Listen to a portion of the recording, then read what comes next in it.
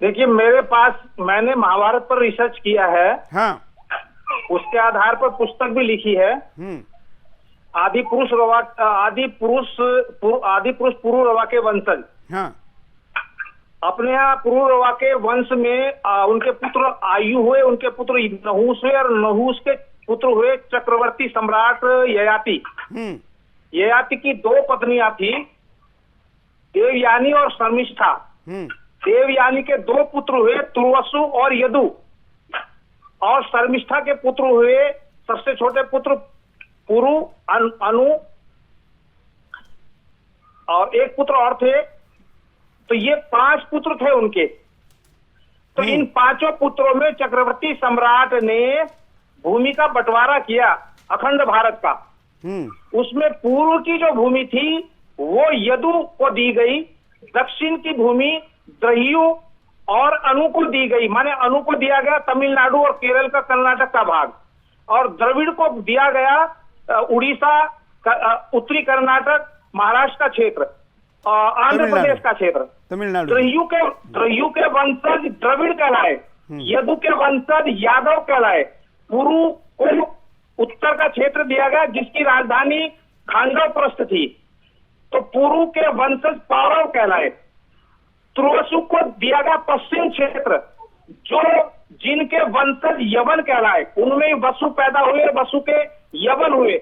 यवन से ही ये यहूदी आगे चलकर इनके वंशज कहलाए, यवन के। इस प्रकार से 5 भागों में ययाति ने अपने पुत्रों में भूमि का बंटवारा करके जो चक्रवर्ती सम्राट के रूप में अखंड भारत पर शासन किया, उसमें तुर्वसु की संतानें यवन है और यवन के ही वंशज यहूदी हैं।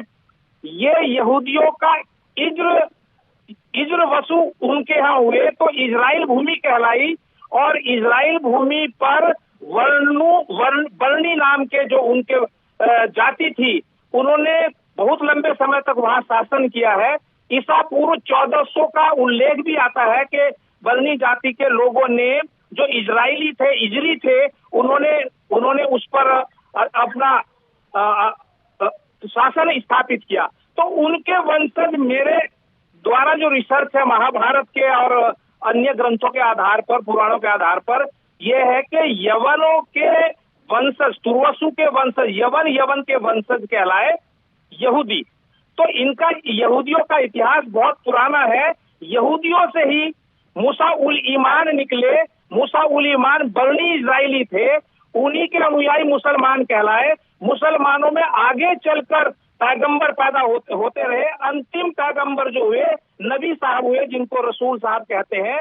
नबी साहब ने अपने के पूर्व के जितने पैगंबर थे उनकी वाणियों को संकलित करके कुरान की रचना की। जैसे गुरु नानक जी से लेकर गुरु गोविंद जी तक की वाणी का संकलन गुरु ग्रंथ साहब में है।